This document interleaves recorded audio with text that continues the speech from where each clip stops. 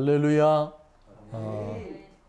오늘은 제52과 신문 받는 예수님이란 제목으로 말씀을 드리려고 합니다. 우리 다 같이 누가복음 22장 63절부터 71절까지 읽겠습니다. 시작. 지키는 사람들이 예수를 희롱하고 때리며 그의 눈을 가리고 물어 이르되 선지자 노릇하라. 너를 친 자가 누구냐 하고 이 외에도 많은 말로 욕하더라. 날이 새매 백성의 장로들 곧 대제사장들과 서기관들이 모여서 예수를 그 공회로 끌어들여 이르되 내가 그리스도이거든 우리에게 말하라. 대답하시되 내가 말할지라도 너희가 믿지 아니할 것이요 내가 물어도 너희가 대답하지 아니할 것이라.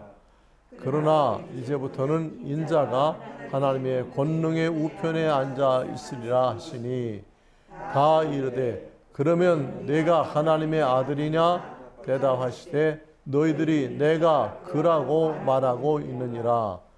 그들이 이르되 어찌 더 증거를 요구하리요 우리가 친히 그 입에서 들었노라 하더라.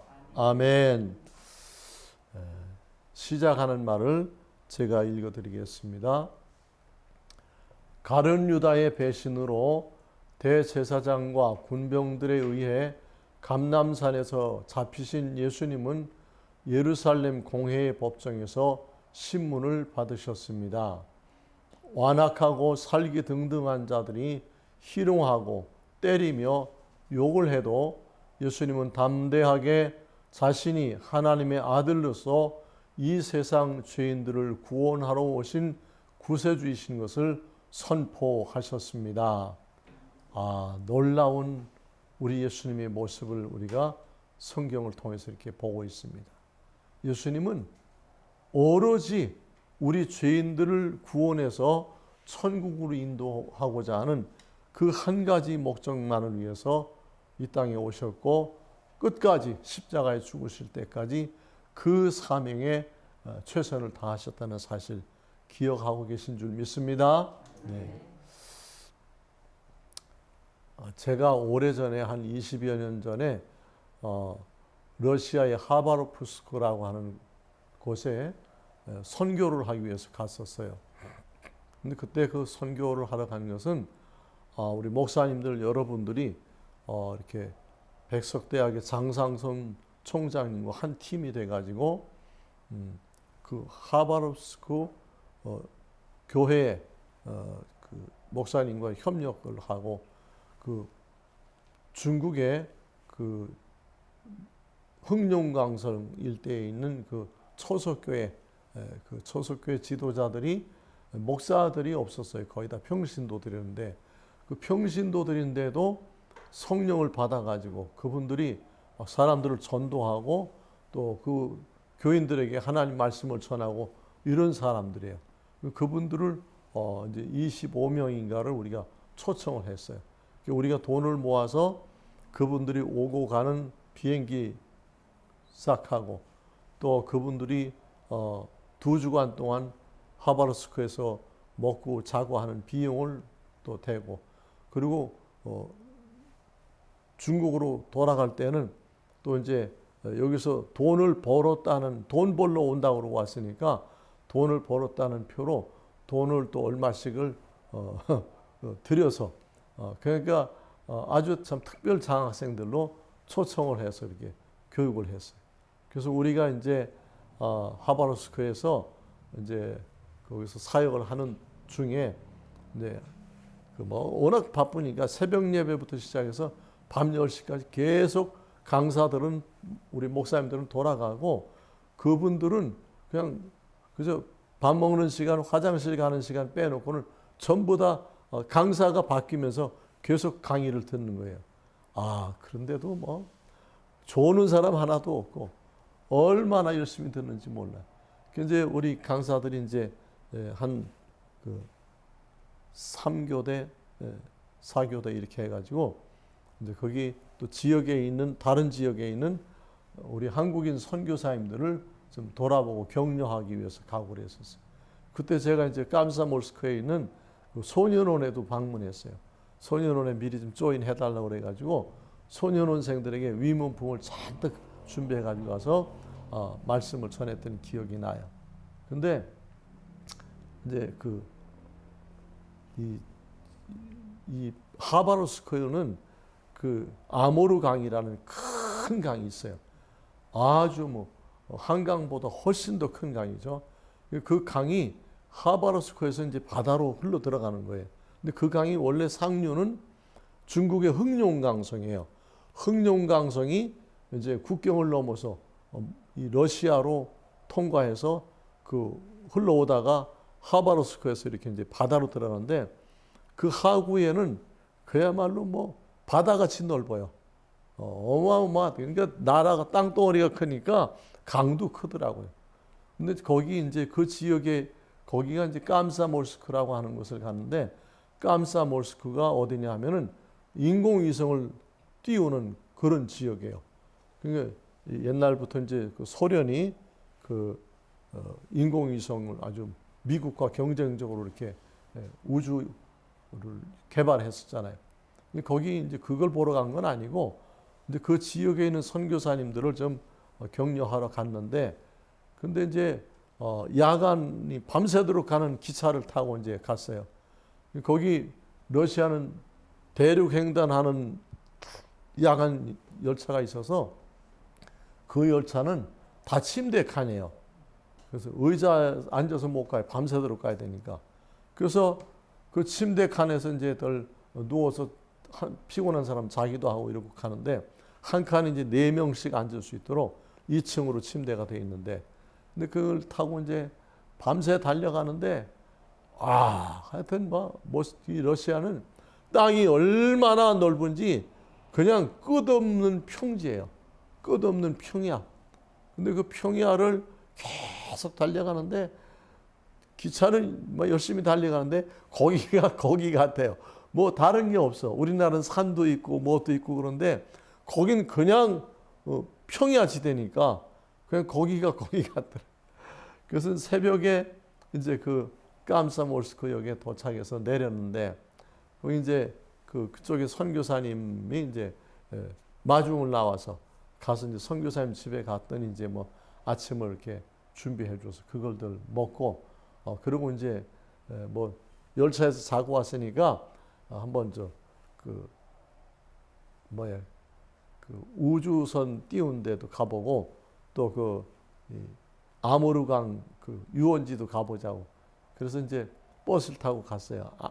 우리 목사님 4분하고 안내인 고려인이라고 그래. 거기는 러시아에서 한국 사람을 고려인이라고 부르는데 고려인 여집사님 그분이 이제 거기 하바rov스크에 있는 초등학교 선생님이셔요.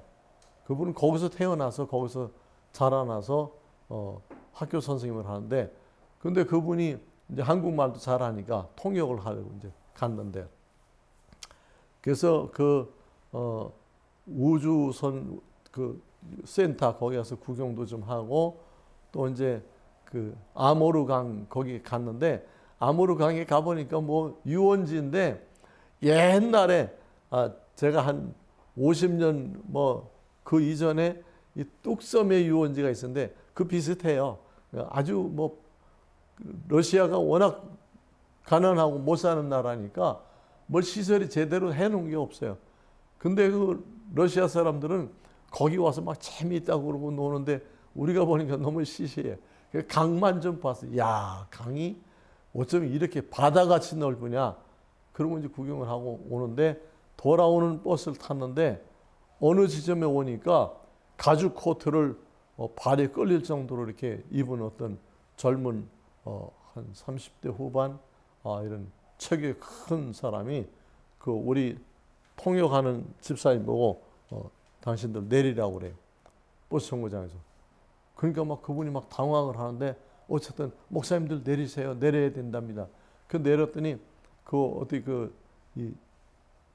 사람들 이제 근무하는 데를 데려갔는데 그게 비밀 경찰이에요. 게스타포. 소련은 원래 그 경찰 국가잖아요. 그래서 참 웃기는 나라예요. 겨울에 갔었는데 그 눈이 많이 오니까 군인들을 불러다가 경찰들이 눈 치우는 작업을 시켜요. 진짜 내가 참 이상한 걸 봤어요. 근데 거기 가니까 거기 책임자인가 본데 지금 이 러시아의 푸틴 대통령 같이 생겼어요.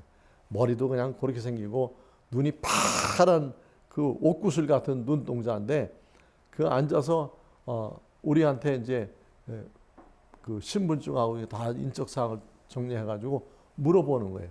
물어보는데 하여튼 1인당 한 30분씩 물어보는데 그 거의 내용이 같아요. 그 앞에서 물어본 걸 또 물어봐요.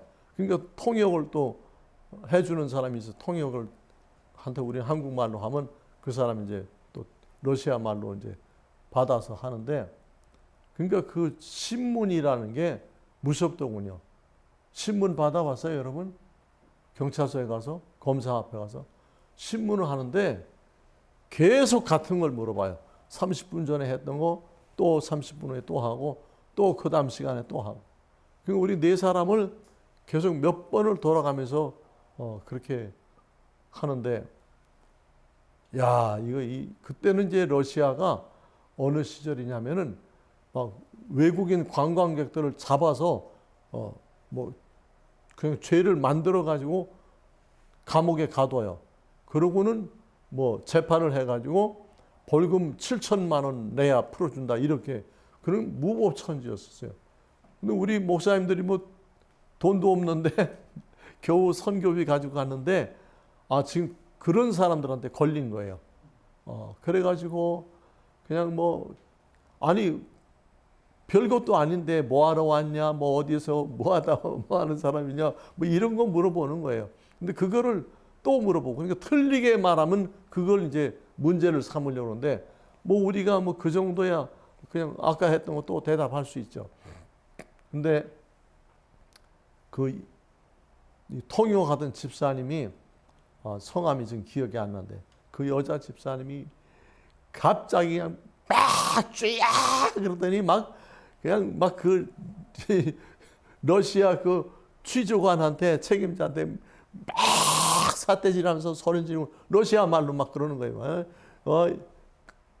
그분이 보니까 이분들이 우리를 가리키면서 하는 말이, 이분들이 우리나라에 관광 오신 분들이고 와서 정말 고아원에도 가시고 또 이렇게 소년원에도 가고 아이들에게 도움을 주고 그러신 분들이, 당신 이게 무슨 짓이냐고 막 그냥 그분이 막 통곡을 하면서 막 소리를 지르니까 그 사람이 놀래가지고 대충 수습하더니 데리고 가래. 그래서 우리를 잡아간 사람은 고려인 비밀 경찰이에요. 그 사람 한국 인종이에요, 한국 사람. 근데 그 사람이 이제 한국말도 하고 그러니까 우리가 버스에서 말하는 걸 다 들었어요. 그러니까 그 사람이 얘기하는데 우리가 기차에 가서 내릴 때부터 우리 뒤를 밟은 거예요. 그래가지고 선교사 집에 들어가니까 일반 관광객들은 호텔로 가잖아요.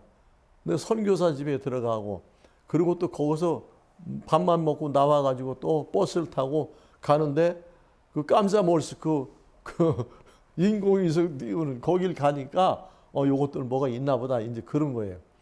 거기 있다가 이제 또 유원지 갔다가 오는데 자기네 사무실 앞에 정거장에 오니까 탁 운전기사한테 뭐라고 한마디 하더니 차가 움직이질 않아요. 우리 다 내리라고. 그래서 5시 내려가지고 4시간 반 동안 그 취조를 받았어요. 아휴, 난 정말 아주 살면서 그런 고생, 얼마나 힘들었는지 몰라요. 이거 뭐 말도 못 알아듣지. 또 알고 갔잖아요, 미리. 러시아는 그냥 사람들 붙잡아서 막 엉터리 재판해가지고 철창 안에 가둬놓고 뭐 7천만 원, 8천만 원, 1억 5천만 원 막 이렇게 벌금을 물려서 그 벌금을 보내와야 석방을 해준다는 얘기를 듣고 갔어요. 지금은 안 그러겠지만 그땐 그랬어요. 근데 그 김집사님이라는 그 고려인 선생님이 그냥 아주 세게 나갔어요. 쫙 그러더니 막 러시아 말로 당신 지금 나쁜 짓 하고 있는 거라고 막 그런 얘기를 한 거예요. 나중에 설명을 해주더라고. 이분들은 다 목사님들이고 우리나라의 어려운 사람들을 도와주러 오시고 중국 소속교회 지도자들 도우러 왔다는 얘기는 안 하신 거예요. 그리고 뭐 소년원에도 가서 막 선물도 많이 주고 그랬는데 왜 이렇게 하느냐고 막 그냥 따발총이야 막 그러니까 그 사람이 알았다고 알아서 가라고 그래가지고 풀려났어요. 그 여자의 무기는 눈물이에요, 눈물. 그 미인 그 여선생님이 그냥 가정주부인데 그분도 근데 그냥 엄마가 얼마나 강해요. 그러니까 처녀들은 그렇게 못하는데 엄마니까 그냥 막 우리를 향해서 모성애가 발동하는 것 같아요. 그래서 그분 덕에 풀려나가지고 아휴 기운이 다 빠져가지고 그냥 그래서 이제 선교사 집에 와서 또 그 동네에 있는 선교사 집에 또 한번 갔다가 거기서 하룻밤 자고 아유 그 깜짝 놀랐고 그놈의 동네 그냥 빠져나와서 기차 타고 다시 하바rovsk로 왔어요. 여러분 죄도 없이 신문을 봤는데 그게 그렇게 힘들어요. 정말 죄가 있으면 얼른 자백하고 그냥 법대로 처벌받으면 되겠는데 무슨 소리를 해도 이 사람은 믿어주질 않는 거야. 자꾸 어떤 죄 없는 죄를 만들려고 하니까 그러는 거 아니에요. 그러니까 오늘 예수님께서 이 유대 대제사장과 이 장로들에게 유대교 지도자들에게 신문을 받으셨어요. 예수님도 많이 힘드셨을 것 같아요. 1번 보겠습니다. 예수님을 잡아온 군병들이 하나님의 독생자이신 예수님을 희롱하고 때리며 어떤 악행을 저질렀습니까? 네, 63절, 64절을 읽겠습니다. 시작. 지키는 사람들이 예수를 희롱하고 때리며 그의 눈을 가리고 물어 이르되 선지자 노릇하라 너를 친 자가 누구냐 하고. 이 유대 군병들이 진짜 유치하고 악랄한 사람들이에요. 이 사람들이 예수님이 하나님의 아들이고 이 땅에 메시아로 오신 것을 아는 사람도 있을 거고 그럴 텐데 그들이 그냥 예수님의 눈을 가리고 막 그냥 희롱하고 막 때리고 그러면서 예수님이 굉장히 여기서 다른 성경에 보면 뭐 그냥 침뱉음을 당하기도 하고 뺨을 맞기도 하고 그러셨어요. 그러면서 네가 선지자라면서 선지자 노릇해라. 눈을 가려놓고 그러고는 때리고 나서 눈을 풀려주고 누가 때리는지 맞춰봐라 막 이러는 거예요. 이런 아이고 정말 이 유대 군병들이 그렇게 유치하고 그렇게 악한 짓을 했던 것을 봅니다. 왜 예수님이 그런 악랄하고 무지막지한 군병들에게 욕을 먹고 매를 맞으셨겠어요? 누구 때문에? 우리를 구원하시기 위해서. 아멘. 2번 보겠습니다. 감람산에서 기도하신 후에 원수들에게 잡혀오신 예수 그리스도께서 날이 새자 어디로 끌려가셨습니까? 66절 시작. 날이 새매 백성의 장로들 곧 대제사장들과 서기관들이 모여서 예수를 그 공회로 끌어들여. 지금 이 유대교의 지도자들이 예수님을 공회로 끌고 갔다 그러는데 이 공회라고 하면은 오늘날로 말하면 대법원이나 마찬가지예요. 거기가 예루살렘 공회에서 최종 판결을 하는 곳이에요. 그러니까 뭐 아주 어마어마한 그런 법정이죠. 예루살렘 최고의 법정이니까. 거기 그냥 뭐 그 유대교에서 뭐 좀 권력 있고 감투 쓴 사람들은 다 나와서 이렇게 앉아 있고 그리고 백성들은 이제 막 그냥 수없이 많은 사람들이 와서 구경을 하고 있고 그런 곳에 예수님이 끌려가신 거예요. 그 뭐 웬만한 사람들은 거기 가면 그냥 기가 죽겠죠. 근데 예수님은 그런 것들로 인해서 기 죽는 분이 아니에요. 아멘. 예수님은 만왕의 왕이시고 하나님의 아들이시고 창조주이신데 그 예수님께서 그 예루살렘 공회에 끌려가셨지만 거기서 참으로 흔들림 없이 예수님 본연의 모습 그대로 이렇게 신문을 받으시고 대응하셨던 것을 볼 수 있습니다. 우리 3번 보겠습니다. 3번. 유대교의 지도자들이 살기등등하여 위협적인 말로 신문할 때 예수님은 어떻게 대답하셨습니까? 네, 67절 같이 읽겠습니다. 시작. 이르되 내가 그리스도이거든 우리에게 말하라. 대답하시되 내가 말할지라도 너희가 믿지 아니할 것이요. 그러니까 이 사람들이 예수님에 대해서 조사를 많이 했어요. 그래서 네가 그리스도라고 그랬지? 그럼 진짜 그리스도라면은 우리에게 말해라. 그리스도인 것을 증거를 대라. 그 예수님이 그동안에 얼마나 많이 말씀하셨어요. 예수님께서 정말 3년 동안 많은 곳에서 모든 유대인들이 다 들을 수 있는 그런 장소에서 예수님은 당신이 메시아로 이 땅에 오셨다. 그리스도다. 그리고 내가 온 것은 내 뜻이 아니라 하나님 아버지께서 나를 보내신 것이다. 내가 이 땅에 와서 죄인들을 구원해서 천국으로 인도하기 위해서 왔다 하는 것을 수없이 말씀하셨어요. 병든 자들을 고쳐주고 배고픈 사람들을 먹여주고 또 슬픔 당한 사람들을 위로해주고 예수님이 하신 모든 것들을 다 알아요. 이 사람들이. 다 알면서도 지금 시비거리를 찾는 거예요. 그러니까 예수님께서 그들의 속을 다 들여다보고 계시잖아요. 잠언 20장 27절에 보니까 사람의 영혼은 여호와의 등불이라 그 깊은 속을 살피시니라 했어요. 예수님은 그 사람들이 무슨 생각을 하고 있는지 왜 거기 모이는지 다 알고 계신 거예요. 그러니까 그들이 예수님이 말씀을 하실지라도 믿지 않을 것을 아셨어요. 그러니까 이제 복음 사역은 끝나신 거예요. 예수님은 십자가 지시는 사명만 남아있기 때문에 그들의 그 말 같지 않은 말에 대답을 하지 않으시고 뭐라고 그러셨어요? 내가 말할지라도 너희가 믿지 아니할 것이요. 또 내가 물어도 너희가 대답하지 아니할 것이다. 예수님이 그들이 더 이상 말을 못하도록 그렇게 대답을 하셨어요. 4번 보겠습니다. 신문받는 예수님께서 예루살렘 공회의 법정에서 유대교의 지도자들에게 어떤 말씀을 하셨습니까? 네, 69절 다 같이 시작. 그러나 이제부터는 인자가 하나님의 권능의 우편에 앉아 있으리라 하시니. 아멘. 이것이 믿어지시기를 바랍니다. 예수님께서 뭐라고 그러셨어요? 지금까지는 내가 너희들에게 심판을 받고 있지만 너희들에게 조롱을 당하고 있지만 그러나 이제부터는 내가 이제 십자가를 지고 죽은 후에 부활해서는 내가 하나님의 권능의 우편에 앉아 있으리라. 나는 마지막 때에 심판주로 올 것이다. 내가 모든 사람들을 심판해서 구원받은 사람 천국에 가고 구원받지 못한 사람들 다 마귀가 지옥으로 끌고 갈 것을 말씀하신 거예요.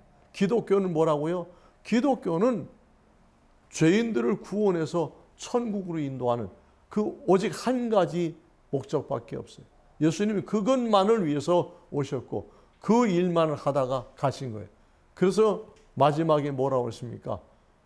인자가 내가 하나님의 권능의 우편에 앉아 있으리라. 하나님 우편이라는 것은 하나님 편이라는 거예요. 하나님이 중요하게 쓰시는 분이라는 거예요. 거기서 모든 사람들을 마지막 때 심판하실 재판장이시다. 그렇게 말씀하신 거예요. 5번 보겠습니다. 유대 백성의 지도자들이 내가 하나님의 아들이냐 질문할 때 예수님께서 어떻게 대답하셨습니까? 네, 70절 시작. 다 이르되 그러면 내가 하나님의 아들이냐 대답하시되 너희들이 내가 그라고 말하고 있느니라. 할렐루야. 예수님 정말 이 말씀을 잘 하세요. 그 유대교 지도자들이 내가 하나님의 아들이냐 그러니까 뭐라고 그러셨다고요?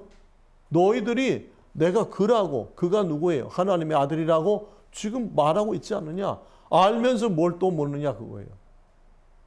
이 바보가 누가 바보예요? 아는 걸 또 물어보는 게 바보예요. 이 유대교 지도자들은 예수님이 하나님의 아들이신 걸 알면서도 믿지 않는 거예요. 그게 얼마나 불쌍합니까? 그런데 우리는 이 한국 땅, 이 작은 땅덩어리에 살았던 조상 대대로 하나님을 몰랐던 백성인데 우리가 이렇게 선교사님들을 통해서 들어온 그 복음을 믿고 예수 그리스도가 우리의 구세주인 것을, 그분이 우리를 천국으로 인도할 것을 믿었다는 것, 이것이 기적인 것입니다. 아멘. 우리 같이 기도하시겠습니다. 사랑하는 아버지 하나님, 은혜를 감사합니다. 창조주이시며 하나님의 독생자이신 우리 예수님께서 참 보잘것없는 유대교의 지도자들에 의해서 신문을 받으셨습니다.